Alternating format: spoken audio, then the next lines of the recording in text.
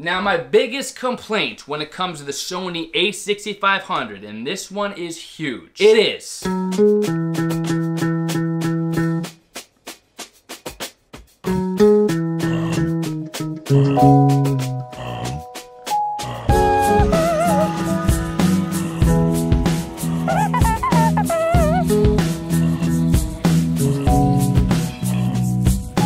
What's up YouTube, it's your boy, BMAC. I've been getting a lot of questions on this channel about the camera I've been using for the cinematic vlogs that I've been creating on this channel. A lot of you have been commenting that you love the quality and you love the color grading of the vlogs that I've been putting up on a weekly and daily basis to this channel. And you want to know a little bit more information about the camera I'm using, what it is, and if I recommend it. I'm using the Sony a6500 for all of the new videos on this channel. I'm using it for my vlogs, I'm using it for my sit-down style videos, kind of like this one. And after having it for about a month and a half now, I have some things that I've discovered about it that I really like, and a couple things about it that I don't really like. But rather than commenting back to all the comments asking me about this camera, I figured I'd just make a video answering all those questions once and for all. Now those of you who are subscribed to this channel, if you've been watching this channel for a long time, you know, and I mentioned this before, this Canon T3i was my baby up until couple months ago. Phenomenal camera, but it was time for a change. I needed something with a little bit more higher quality, a little bit more cinematic freedom. I needed an upgrade. So after doing research for like 2 weeks straight, I finally decided on the Sony a6500. And in this video, I'm gonna lay it all out on the table. I'm gonna spill the beans and be brutally honest and give you my honest, okay, let's use honest twice in one sentence. That's a good start. Provide you with my thoughts after a month and a half of using this camera, if I think it's a good camera or not, if it's worth the investment, and if you should consider getting it for yourself. Nice voice crack there, huh? So we'll start with the good, we'll move on to the bad, and then we'll wrap things up with an overall conclusion. Links to all the products we're gonna be talking about in this video, just so you know, will be in the video description box below, so be sure to check those out if you're interested. So first, when it comes to the Sony a6500, the good. First on the list, it's lightweight and it's pretty portable. I mean, this thing is pretty thin. The camera itself is remarkably small for the powerhouse that it actually is. To be honest, the heaviest and largest part of the camera is whatever lens I happen to be using on it at the time. Usually I'm rolling with either Sigma 30mm lens, which is the lens I'm using right now, or for when I'm vlogging with the cinematic vlogs on this channel, I'm using a Sigma 19mm. Now this lens, oh, I didn't put the lens cap on. Rookie mistake. Luckily it's padded. Whew. Don't want to be dealing with scratches. But as you can see, this lens isn't that large, so it doesn't add a whole lot of weight to the camera. The 30mm is a little bit heavier. But overall, it's a pretty portable, lightweight setup that's pretty easy to take anyway. Expanding on that slightly, here it is. Here's my famous Gorilla Pod. Now for those of you who are subscribed to this channel, you know that this is probably one of my all-time favorite pieces of film gear. Just because of the portability it provides you with, it acts as a tripod, just like that. But it also acts as a pretty killer selfie stick. Just like that. You can just slap the Sony a6500 right on top, and then it acts as your full, straight-on vlogging setup. You can vlog with it selfie style, go right into a tripod, just like that. And also, the most important thing, perhaps, these little bendy tripod arms allow you to stick it.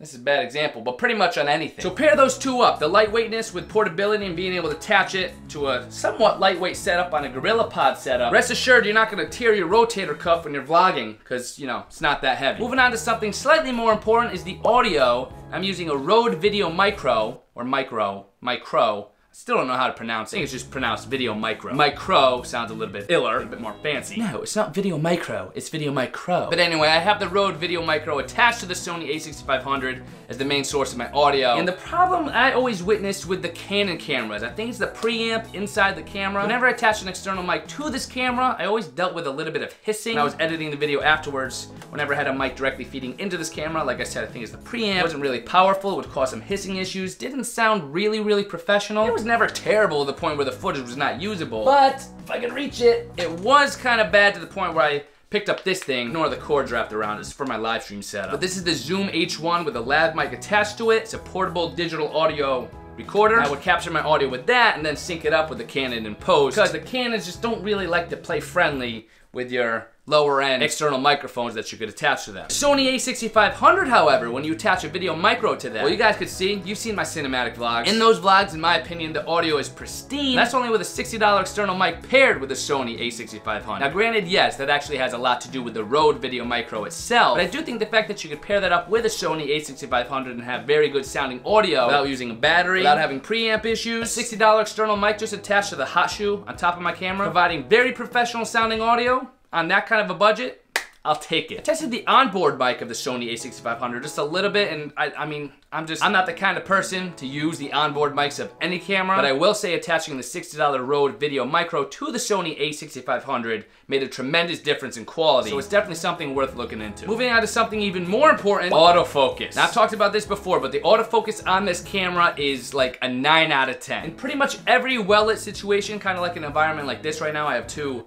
soft boxes, lights shining at me. It's a well-lit situation. The camera pretty much always knows what to focus on. Now, this somewhat has to do with the lens as well, but this is a Sigma 30mm f1.4. Does a pretty good job, but just to demonstrate, here's my coffee, right? My morning coffee, which I have not had nearly enough of yet today. Dying over here. But my point is, the camera's very smart about knowing what to focus on. Without going into too much details, because of that phase detection for the autofocus that they built into this camera, it is amazing. That is especially important in my cinematic vlogs when I'm using the 19mm wide-angle lens. Cranking that aperture open to f2.8, which is pretty wide, very wide, especially for a 19mm lens. But when I have the aperture open at f2.8 on the 19mm lens, it's a whole lot of information in the field of view for the Sony a6500 to kind of sort through, and it does a phenomenal job of setting the focus to my face.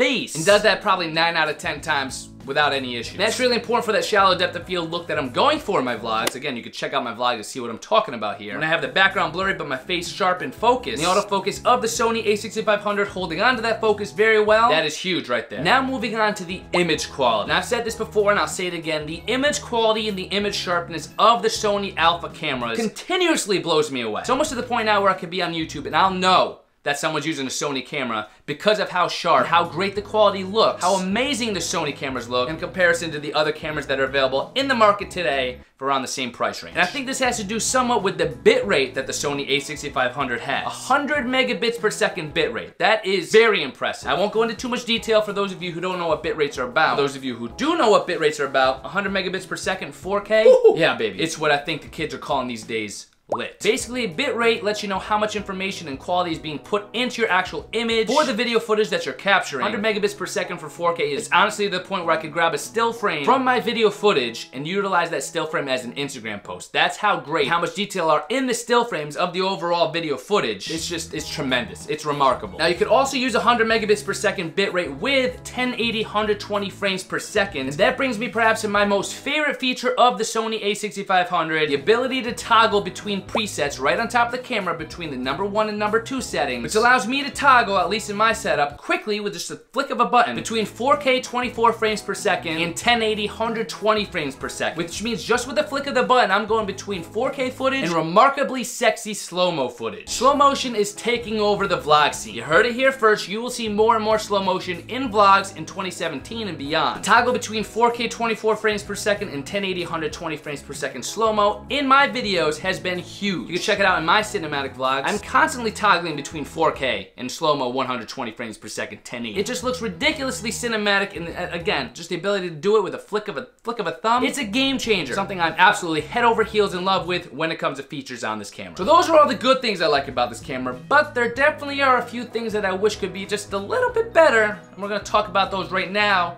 with the bad. First things first, so many settings. Settings everywhere. Now granted, this could actually be a positive, depending on if you're a filmmaker or not and you want all those settings. But for someone who's looking to get a better camera for their vlogs or just their YouTube videos in general, if you don't know what you're doing, it can be kind of overwhelming with the vast amount of settings that are available on this camera. There are so many different settings to look at. It actually took me probably like a week, give or take, before I felt like I was confident up and running and able to take this camera out into the field and actually vlog with it. If you actually want to get better at filmmaking and actually up the quality of your vlogs, it's probably a good idea to learn those settings, which each setting actually means. Utilize that setting to your advantage. Just know that there will be a slight learning curve when you switch to the Sony a6500 if you're looking at a new camera. You're not really used to the vast amount of settings that are available on such a camera as the Sony a6500. Just something to consider. Let's move on to one of the biggest complaints of the Sony a6500, the battery life. Here, let me grab it. This is what the battery looks like for the Sony. Typical camera battery here. Now generally, in my experience, and in the experience of several dozen other YouTubers using this camera, this battery equates to about an hour of battery life. I found that to be pretty true. Basically, you could turn on your camera, feel pretty confident that if you were to use a battery on the camera, that's a pretty good estimate. You'll get about an hour battery life if you're filming and using your camera constantly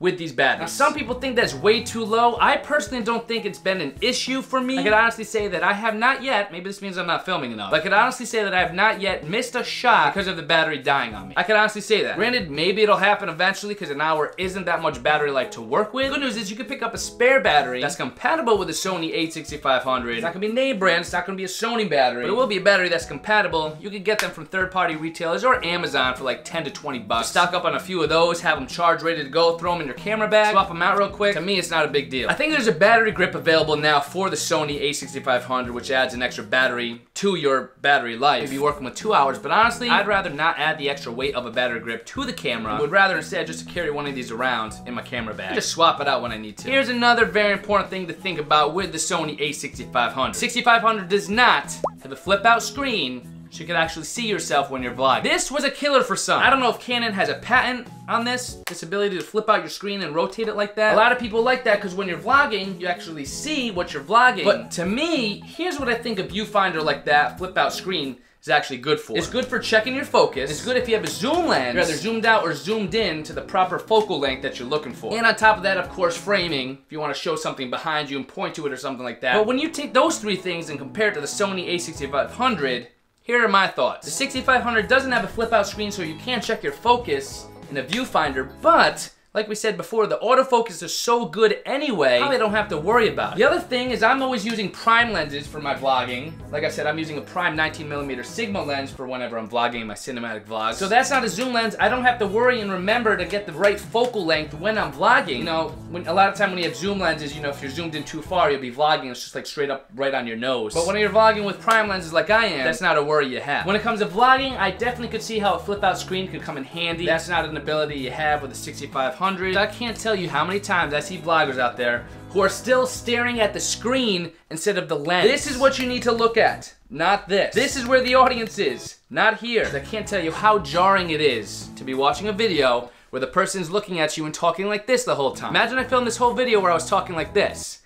It just wouldn't feel right. I think you could get like a $50 HDMI monitor screen now, which you could like attach to the side or top of your 6500. So there are options available. I don't see it necessary, so I probably won't add that. But I could definitely see how it's necessary for situations like this where you're sit down, having lighting set up. I gotta make sure like my head's not cut off and stuff. There are ways to get around that with the Sony, like with the Sony, I think it's called Play Memories app. Yeah, Sony Play Memories. There's a way to actually use the Wi-Fi connection in your camera, send it to your smartphone device, and use it as a monitor and kind of preview your shot that way. So there are ways to work around it. It's not quite as convenient as just flipping out a screen, but like I said, I don't think it's a deal breaker. Now my biggest complaint when it comes to the Sony a6500, and this one is huge, it is rolling shutter. Now for those of you who don't know what this means, basically what I think is happening is the sensor is processing different parts of the image that is capturing at a different rate. Like I think the top might go first and then down to the bottom. It's not processing the whole image at once, which if you have a lot of quick movements, can cause a very jello-like effect. I know you can see this if you go look at my cinematic vlogs, you will see the jello effect in several of my videos, and it is not very cinematic, it looks very digital, it kills me to see that. It's a huge problem with the Sony a6500, I'm not gonna hide that. Hopefully future cameras from Sony will fix this issue, because rolling shutter is just horrible. For vlogging, not a big deal. For huge budgeted productions, it might be kind of a big deal. So something to look into, watch out for the rolling shutter on the Sony a6500. So to wrap this baby up, the conclusion. There's so many benefits and good things about this camera that I think far outweigh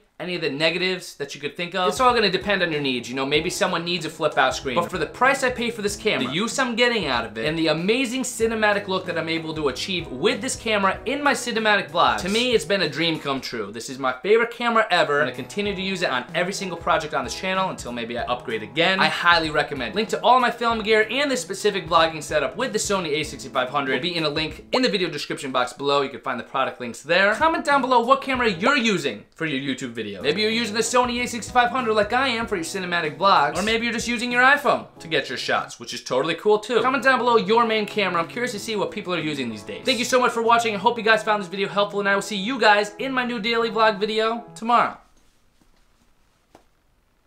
The record button's too far away, so I can't end the video, so I'll just sit here until it stops.